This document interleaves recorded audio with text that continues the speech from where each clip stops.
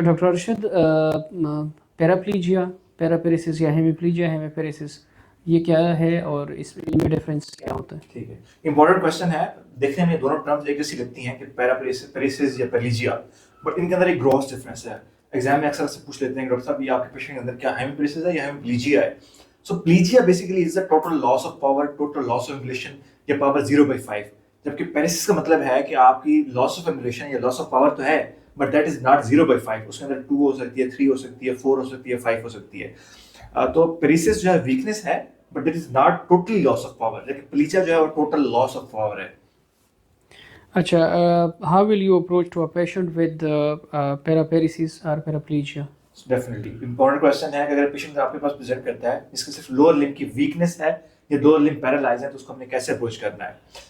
जब किसी पेशेंट के अंदर सिर्फ लोअर लिम्ब की फाइंडिंग है, तो डेफिनेटली जब आप उसको एग्जामिन करते हो, उसका गेट चेक करोगे, उसके बाद उसके लोअर लिम्ब का मोटर सिस्टम एग्जामिन करोगे, तो आपके अंदर डिफरेंशियल आपके माइंड के अंदर आ जाते हैं। उसमें दो तरह के सिनेरियो होते हैं। एक सिनेरियो ये है कि आपके पेशेंट के अंदर लोअर लिम्ब की वीकनेस है, उसकी पावर कम है, 3/5 है, 2/5 है, और साथ में उसके जो लोअर लिम्ब के रिफ्लेक्सेस हैं वो एलिसिट नहीं हो रहे, उसका प्लांटस म्यूट है, ठीक है, और पावर कम है। तो इस सूरत में तो आपके पास डिफरेंशियल्स की एक लंबी लिस्ट है। अगर पेशेंट के अंदर क्रोनिसिटी कोई साइंस नहीं आ रहे और एग्जामिनर ने आपको कोई ड्यूरेशन नहीं दी, शॉर्ट केस के अंदर मैं बात कर रहा हूँ, तो उस सूरत में आपके पास एक लिस्ट ऑफ डिफरेंशियल बन जाती है। इसके अंदर आपके जो है वो definitely lower motor neuron lesions होते हैं, न्यूरोपैथी की डिफरेंशियल्स होती है, जिसके अंदर जीपीएस है, एक्यूट ऑनसेट ऑफ सीआईडीपी है। रेयरली आप पोलियो या वो सिर्फ न्यूरोपैथी को भी रख सकते हैं, although उनकी फाइंडिंग टिपिकल नहीं होती। सो ये तो एक लिस्ट ऑफ डिफरेंशियल ये हो गई जिसके अंदर न्यूरोपैथी की फाइंडिंग्स आती हैं। दूसरा ग्रुप आपके पास वो आता है इसके अंदर कॉर्ड के अंदर लीजन होता है, जैसा कि ट्रांसवर्स है या ट्यूमर ऑफ स्पाइन है, या कोई और कंडीशन स्पाइन की है जैसे टीबीएम, या फिर कोई ट्रॉमा स्पाइन है, जिसके अंदर पेशेंट अगर न्यूरोनल शॉक स्टेज में होगा तो वो भी ऐसे प्रेजेंट करेगा, उसके रिफ्लेक्सेस नहीं होंगे और उसके प्लांटर म्यूट होंगे। दूसरी तरफ अगर एक पेशेंट को अगर उसकी जो है लोअर लिम्ब के अंदर जो है वीकनेस है, लेकिन साथ में उसकी टोन इंक्रीज है, उसके रिफ्लेक्सेस ब्रिस्क है, प्लांटर अपगोइंग है, तो उस सूरत में आपको जो न्यूरोपैथी की डिफरेंशियल जिसके अंदर जीबीएस है, जीबीएस है, एक्यूट ऑन्सेट सीआईडीपी है, या पोलियोमाइलाइटिस है, या पोस्ट डिप्थेरिक न्यूरोपैथी है, वो सारे निकल जाते हैं। उसके अंदर सिर्फ डिफरेंशियल आपके वो होंगे जिसके अंदर अपर मोटर न्यूरॉन की साइन में आती है। इसके अंदर आपके जो है वो टिपिकली स्पाइन के लिए है, इसके अंदर ट्रांसवर्स है, ट्यूमर है, ट्यूबरकुलोसिस स्पाइन है, या कोई और एसोलस स्पाइन है। अच्छा doctor Arshad, how will you localise a patient with paraplegia और पैरापेरेसिस? मतलब उसकी स्पाइनल कॉर्ड में क्या वो है उसके और रिफ्लेक्सेस कैसे हैं, ब्रिस्क हैं उसके?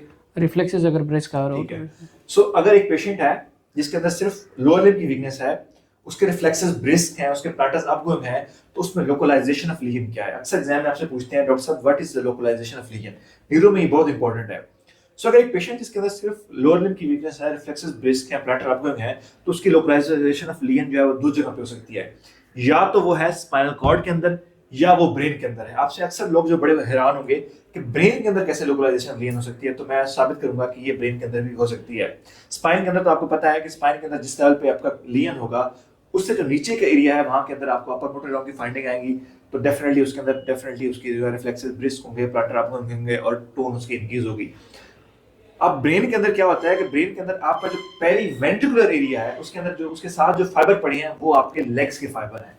सो कोई भी कंडीशन जो पेरीवेंट्रिकुलर एरिया को इफेक्ट करेगी, उसके अंदर जो आपको फाइंडिंग्स होंगी वो आपको पैराप्लीजिया की फाइंडिंग्स आएंगी। मिसाल के तौर पे एक पेशेंट है जिसको जिसका वेट बहुत कम था, नर्सरी के अंदर एडमिट हुआ, उसको पेरीवेंट्रिकुलर हेमरेज हो गया है, पेरीवेंट्रिकुलर ल्यूकोमलेशिया हो गया है। सो ये जो फाइबर्स हैं आपके जो लोअर मोटर जो लेग्स को सप्लाई करना है वो डैमेज हो जाएंगे। तो उस पेशेंट के अंदर भी लेग्स के अंदर आपको अपर मोटर न्यूरॉन की फाइंडिंग्स मिलेगी। एक पेशेंट है जिसको acute onset of hydrocephalus develop हुआ है, तो जब हाइड्रोसेफलस होगा तो लेटरल वेंट्रिकल एक्सपैंड करेगा। सो जो वेंट्रिकल के साथ जो आपको लोअर मोटर जो लेग्स के फाइबर पड़े हैं वो डैमेज होंगे, उनके ऊपर एडीमा होगा। सो डेफिनेटली उसके अंदर भी पैराप्लीजिया की फाइंडिंग्स आएंगी। हमारा जो अगर ब्रेन को अगर आप देखें और उसके अंदर उसके मोटर एरिया को देखें, तो आपको उसके ऊपर डिस्क्रिप्शन मिलती है, इसको हम होम्युनकुलस कहते हैं। होम्युनकुलस की डिस्क्रिप्शन ये है कि उसके अंदर पेशेंट की जो बॉडी है वो अपोजिट होती है, कि आपके जो फेस है और जो हैंड्स हैं वो डाउनवर्ड होते हैं, लेटरल सरफेस पे होते हैं, जबकि लेग्स जो है वो मीडियल सरफेस पे होती हैं। सो कोई भी ऐसी कंडीशन जिसके अंदर पैथोलॉजी जो है आपकी मीडियल सरफेस ऑफ ब्रेन या सैजिटल एरिया को इफेक्ट कर रही है, तो वो भी पैराप्लेजिया से प्रेजेंट कर सकती है। मिसाल के तौर पे एक पेशेंट है जिसको पैरासैजिटल एरिया के अंदर मेनिंजियोमा डेवलप हुआ है, तो मेनिंजियोमा आपके पैरासैजिटल एरियाज के अंदर कंप्रेशन करेगा, तो पेशेंट के अंदर जो है अगेन पैराप्लेजिया आ सकता है। एक पेशेंट जिसको अंदर सुपीरियर सैजिटल साइनस की थ्रोम्बोसिस हुई है, जब थ्रोम्बोसिस होगी तो डेफिनेटली जो हमारी वेन्स वहां से ब्लड सुपीरियर सैजिटल साइनस के अंदर भेज रही थी उनकी ब्लॉकेज होगी, ब्लड की जो है वो एक्स्ट्रावाजेशन होगी, एडीमा होगा, तो आपको पैराप्लेजिया की फाइंडिंग मिल सकती है। इसी तरह कुछ बच्चों के अंदर जैसा कि माइटोकॉन्ड्रियल डिसऑर्डर है, इसको माइटोकॉन्ड्रियल ल्यूकोएंसेफेलोपैथी कहते हैं, या स्मॉल वेसल डिजीज कहते हैं, उसके अंदर भी टिपिकली पेरीवेंट्रिकुलर एरियाज अफेक्ट होते हैं, तो उनके अंदर भी पैराप्लीजिया हो सकता है। सो लोकलाइजेशन ऑफ लियन आपकी कॉर्ड में भी हो सकती है और आपकी ब्रेन के अंदर भी हो सकती है। अच्छा doctor Arshad, what are the points which will be favoring transverse myelitis in a patient with paraplegia? Okay, so इसको हम क्वेश्चन को अगर मॉडिफाई करें तो हम बेहतर अंदाज में इस तरह बता सकते हैं कि आपने लोकलाइजेशन जब कर ली, कि आपने बताया कि लोकलाइजेशन आपकी कॉर्ड के अंदर भी है और ब्रेन के अंदर भी है, तो आपने डिफरेंशिएट कैसे करना है इन दोनों चीजों को, कि आपका लियन कॉर्ड में है या ब्रेन के अंदर है। सो डेफिनेटली उसके अंदर इंपॉर्टेंट ये है कि आपने कार्ड फेलियर के साइंस देखने हैं बच्चे के अंदर। कुछ चीजें जैसा कि हाइपरटोनिया, हाइपररेफ्लेक्सिया, आपको प्लाटर, ये तो दोनों में होंगे, चाहे ब्रेन के अंदर लियन है या चाहे कॉर्ड के अंदर लियन है, लेकिन कुछ चीजें डिफरेंशिएट करेंगी। उसके अंदर अगर कॉर्ड में लियन होगा तो डिफरेंशिएट पॉइंट ये है कि आपके अंदर कार्ड फेलियर के साइंस आएंगे। मिसाल के तौर पे अगर एक पेशेंट के अंदर सेंसरी लेवल आ रहा है तो टिपिकल ये साइन है कॉर्ड फेलियर का, कॉर्ड का साइन है। डेफिनेटली अगर ब्रेन के अंदर कोई मसला है तो उसमें सेंसरी लेवल नहीं आएगा। सेकंड ये है कि अगर पेशेंट के अंदर जो है ब्लैडर या बॉल इन्वॉल्वमेंट है तो डेफिनेटली ये कॉर्ड का साइन है। फ्रंटल लोब की इन्वॉल्वमेंट हो तो उसके अंदर भी ये आपके जो है टिपिकली ये ब्लैडर इन्वॉल्वमेंट आ जाती है, लेकिन हम चूंकि पेरीवेंट्रिकुलर एरिया की बात कर रहे हैं तो उसके अंदर ब्लैडर इन्वॉल्वमेंट नहीं होगी, कॉर्ड के अंदर आपकी ब्लैडर इन्वॉल्वमेंट होती है। थर्ड ये है स्पाइन की एग्जामिनेशन, जो कि बहुत इंपॉर्टेंट है। अगर स्पाइन के ऊपर आपको लोकल कोई डिफॉर्मिटी मिल गई है, कोई गिब्बस मिल गया है, तो अगेन ये पॉइंट करता है कि आपकी पैथोलॉजी जो है वो स्पाइन के अंदर है। अगर हम ब्रेन की बात करें तो अगर एक पेशेंट है जिसको कोई हेडेक है, जिसको कोई वॉमिटिंग है, जिसको कोई एग्जामिनेशन के ऊपर आपको लगता है कि उसकी डेवलपमेंटल रिग्रेशन हो रही है, तो उस सूरत में जो है आपकी फिर लोकलाइजेशन लियन जो है वो ब्रेन की तरफ चली जाती है। इस तरह अगर कोई बच्चा सीपी है, उसको ओएफसी कम है, उसके अंदर क्रोनिसिटी के साइंस आ रहे हैं, तो उसके अंदर भी जो है वो आपकी लोकलाइजेशन ऑफ लियन जो है वो ब्रेन की तरफ चली जाती है। अगर कार्ड को आपने फर्दर स्मूथ वे में अगर आप चाहते हैं कि इसको मजीद सोफिस्टिकेटेड वे में लोकलाइज करना है, तो उसमें आपने देखना है कि सेंसरी लेवल आपका किस लेवल पे है। अगर एक पेशेंट है जिसके अंदर गुराइन जो हमारा एरिया है वहां पे अगर सेंसरी लेवल आ रहा है, तो मतलब उसका जो कॉर्ड का लीजन है वो T12 या L1 के राउंड अबाउट है। अगर पेशेंट का सेंसरी लेवल अम्ब्लाइकस पे आ रहा है तो इसका मतलब उसका जो लोकलाइजेशन ऑफ लियन है वो T10 के ऊपर है। ये बेसिकली मैं डर्माटोम बता रहा हूँ। अगर पेशेंट का जो सेंसरी लेवल है वो जिफिस्टर्नम पे ऊपर लोकलाइज है, तो इसका मतलब उसकी लोकलाइजेशन में जो लियन है वो T6 या T8 के राउंड अबाउट है। अगर किसी पेशेंट का जो लेवल ऑफ लियन लोकलाइज हो रहा है at the level of nipple, तो इसका मतलब है उसका T4 इन्वॉल्व है। अगर किसी पेशेंट का लेवल ऑफ लियन नेक पे आ गया तो उसका मतलब सर्वाइकल वर्टिब्रा इन्वॉल्व हो गए हैं। और किसी पेशेंट के अंदर अगर उसकी जो है वो उसको एब्डोमिनल थोरेसिक ब्रीदिंग आ रही है, तो इसका मतलब उसकी थोरेसिक जो एरियाज हैं इंटरकोस्टल वो पैरालाइज हो गए हैं। और इवन अगर पेशेंट के अंदर डायफ्राम भी पैरालाइज हो गया है, तो इसका मतलब डेफिनेटली आपका C3, C4 और C5 भी इन्वॉल्व हो गया है। तो ये एक सोफिस्टिकेटेड वे है कि अगर आपने कॉर्ड को लोकलाइज कर लिया है तो आपने फर्दर उसको लोकलाइज करना है कि उसमें एग्जैक्ट लेवल ऑफ लियन क्या है depending upon the sensory level. इसी तरह अगर आप बैक पे आप देखते हैं तो आप देख सकते हैं कि गिब्बस किस एरिया में है। अगर वो थोरेसिक लोअर थोरेसिक में है तो आपकी लोकलाइजेशन लियन लोअर थोरेसिक होगी, अगर वो अपर थोरेसिक में है तो लोकलाइजेशन आपकी अपर थोरेसिक होगी। तो इस तरह आपने इसको लोकलाइज कर लेना है। ओके डॉक्टर अर्शद, अगर आपने लीजन लोकलाइज किया कि the pathology is somewhere in the spine, तो हाउ विल यू डिफरेंशिएट कि ये टीबी स्पाइन है वर्सेस ट्रांसवर्स माइलाइटिस या फिर स्पाइनल ट्यूमर? कोई ऐसे पॉइंट्स हैं? डेफिनेटली इसमें पॉइंट्स तो हैं। सबसे पहले तो हम देख लेते हैं कि पैथोलॉजीज क्या है जो कॉर्ड में हो सकती हैं और पैथोलॉजीज क्या है ब्रेन के अंदर होती हैं। कुछ तो मैंने हिंट दे दिए थे कि कॉर्ड के अंदर जो पैथोलॉजी है उसके अंदर हमारा ट्रांसवर्स माइलाइटिस हो सकता है, एक्यूट फ्लैसिड माइलाइटिस हो सकता है। ट्रांसवर्स माइलाइटिस बेसिकली ये पोस्ट इन्फेक्शियस इम्यून फिनोमेना है, जबकि एक्यूट फ्लैसिड माइलाइटिस जो है basically direct viral infection of spine है। कॉर्ड के अंदर जो है वो कोई भी हो सकता है, लाइक ट्यूमर हो सकता है, हेमेंजियोमा हो सकता है, हीमाटोमा हो सकता है, ये एब्सेस हो सकती है, और वैस्कुलर मैलफॉर्मेशन भी हो सकती है। इसी तरह ट्रॉमा हो सकता है जो कि कॉर्ड को इन्वॉल्व कर सकता है, और टीबी स्पाइन में हो सकती है। अगर ब्रेन की बात करें तो मैंने बता दिया था कि उसके अंदर सेरेब्रल पाल्सी हो सकती है। इसी तरह एक्यूट ऑनसेट ऑफ हाइड्रोसेफलस हो सकता है। इसी तरह जो है सैजिटल हेमेंजियोमा या सुपीरियर सैजिटल थ्रोम्बोसिस हो सकती है। और इसी तरह जो है वो माइटोकॉन्ड्रियल डिसऑर्डर या स्मॉल वेसल या वेस्कुलोपैथी हो सकती है जो कि ब्रेन के अंदर आती है, जो पैराप्लेजिया करती है। अगर हम स्पाइन की बात करें तो डेफिनेटली ट्रांसवर्स माइलाइटिस जो है उसके फेवरेट पॉइंट्स तो टिपिकली यही हैं कि उसके अंदर पहले आपको एक हिस्ट्री मिलेगी कि पेशेंट को उससे पहले 1 वीक बैक कोई इन्फेक्शियस एलिमेंट हुआ है, कोई उसको अपर आरटीआई हुआ है, कोई डायरिया हुआ है। उसके बाद आपको सडन ऑनसेट ऑफ पैराप्लेजिया मिलता है। उसके अंदर ब्लड इन्वॉल्वमेंट भी होती है और कार्ड के सारे फंक्शन लॉस हो जाते हैं, क्योंकि ट्रांसवर्स माइलाइटिस बेसिकली ट्रांसवर्स लियन है। तो उसके अंदर आपको डेफिनेटली आपके सेंसरी सिस्टम इफेक्ट होगा, मोटर सिस्टम इफेक्ट होगा, आपके मतलब जो है वो सेंस लेवल भी आएगा। रेयर केसेस में हो सकता है कि ब्लड इन्वॉल्वमेंट ना हो सकता है कि सेंस लेवल ना हो, लेकिन टिपिकल केसेस के अंदर आपकी सारी चीजें आपकी इन्वॉल्व होंगी। जहां तक टीबी की बात है तो टीबी में आपको बाकी चीजें देखनी होगी। कि आपको जो है वो टीबी के अंदर आपको फीवर की हिस्ट्री प्रोलॉन्ग मिलेगी, कॉन्टैक्ट हिस्ट्री मिलेगी, वेट लॉस की हिस्ट्री मिलेगी, कोई और लिम्फेडिनोपैथी मिलेगी।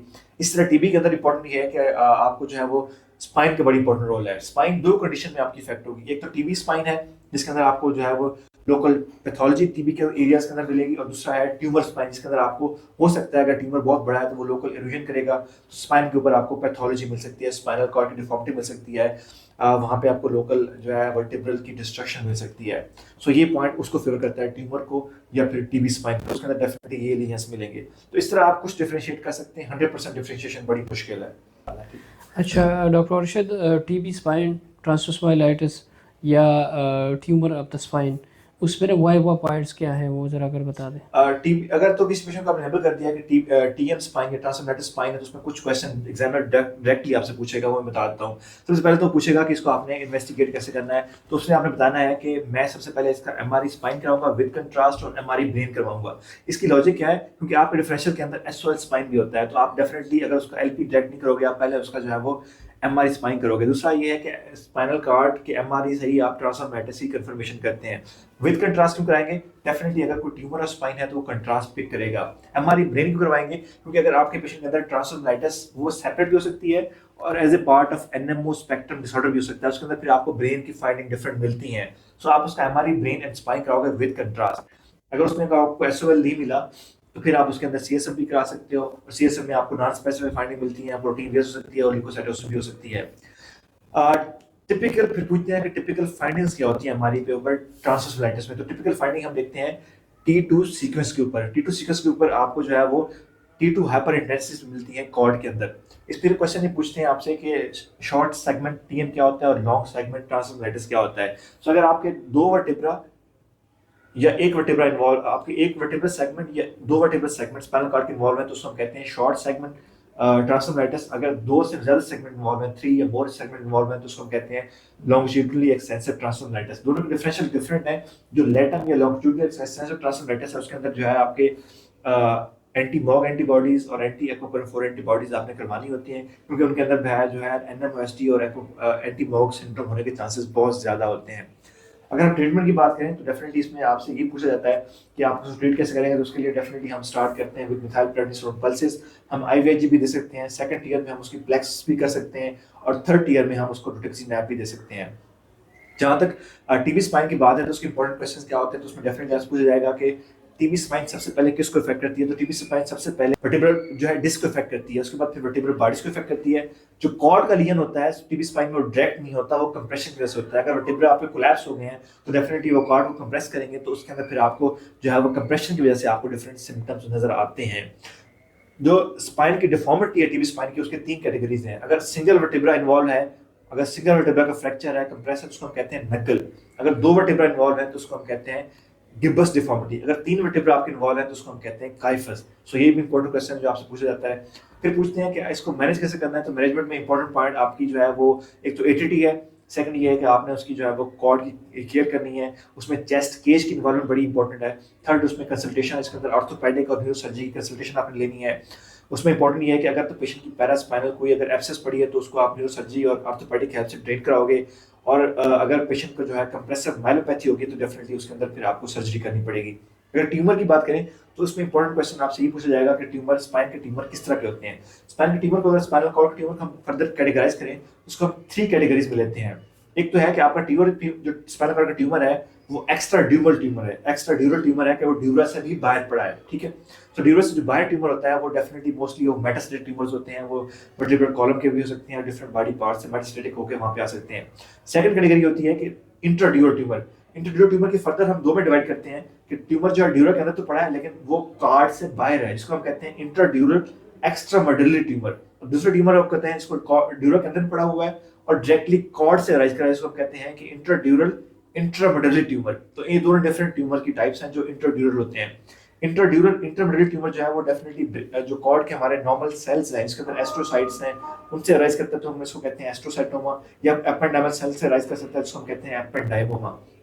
इंट्राड्यूरल जो एक्स्ट्रामेडुलरी ट्यूमर है डेफिनेटली उसके अंदर हमारी जो है वो नर्व्स के मेनिंजेस या नर्व्स गुजर रही होती हैं, तो उसके ऊपर जो मेनिंजेस होती हैं उसका ट्यूमर हो सकता है, इसको हम मेनिंजियोमा कहते हैं। सो इंट्राड्यूरल एक्स्ट्रा मिडल ट्यूमर जो है उसका टिपिकल जो एग्जांपल है वो मेनिंजियोमा है। सो ये इंपॉर्टेंट क्वेश्चन है कुछ जो कि पैराप्लीजिया के इंपॉर्टेंट से आपके लिए इंपॉर्टेंट है। होप सो कि ये वीडियो आपके लिए हेल्पफुल होगी। Thank you.